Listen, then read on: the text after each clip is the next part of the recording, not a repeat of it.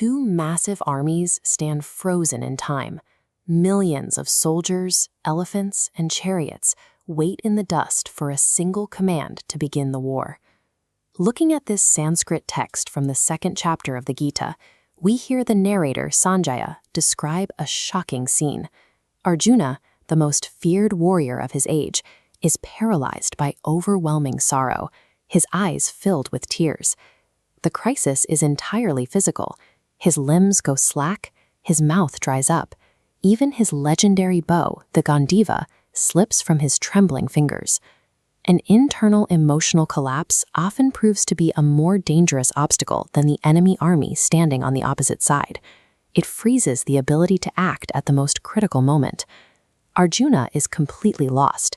His understanding of his Dharma, his duty, has fractured, leaving his mind tied in knots over the correct course of action.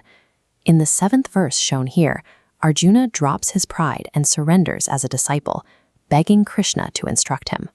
Moving to the 8th verse, he realizes that winning an undisputed, wealthy earthly kingdom would fail to extinguish the grief burning up his senses. Earthly wealth and status are powerless against a deep crisis of the soul. Real guidance begins at the point of total surrender, Sharanagat. Wisdom becomes possible only when a person admits their own logic is no longer sufficient. While millions of soldiers stand ready for combat outside, the atmosphere inside the chariot is incredibly calm. Krishna simply looks down at his distressed friend and smiles. Krishna's opening argument is captured here in the 11th verse. He tells Arjuna that while his words sound wise, he is grieving for those who do not warrant mourning. The wise do not sorrow over the dead or the living. The logic behind this is absolute.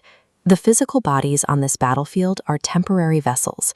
The soul inside them is eternal and cannot be destroyed by any weapon. An ignorant mind panics at the loss of temporary forms, whereas a steady, wise perspective remains undisturbed by the cycle of life and death. Suffering is rooted in identifying our existence with a fragile physical shell, rather than the eternal spirit that animates it. Everyday life is governed by pairs of opposites, heat and cold, pleasure and pain, success and failure. Verse 14 explains the mechanics of this suffering. These dualities result from the senses making contact with the material world. They are fleeting, and Krishna's instruction is to endure them. When you spend your life running toward pleasure and fleeing from pain, your mind becomes exhausted. You become a prisoner to your own reactions. The antidote is samatva, equanimity. It is the mental discipline required to stand perfectly still while joy and sorrow crash over you. Verse 15 makes the stakes clear. A person who trains their mind to treat pain and pleasure alike is fit for ultimate liberation, or moksha. True peace requires a mind strong enough to remain indifferent to both pleasure and pain, regardless of external circumstances. This philosophical dialogue returns to the immediate reality of the battlefield.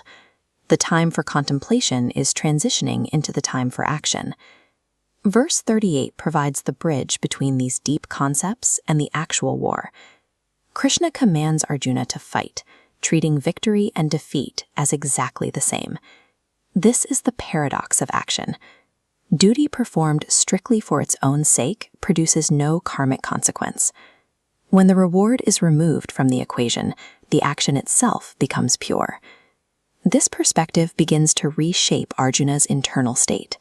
The initial heavy grief starts to be replaced by a focused sense of purpose. Arjuna's physical resolve returns. His hand clenches the center of the bow, signaling a transition into action, motivated by duty rather than personal ambition. Real victory is found in the courage to execute your highest duty with a mind that is perfectly balanced and unattached to the outcome. May this divine knowledge bring peace to your soul. Please like, share, and subscribe to continue this journey.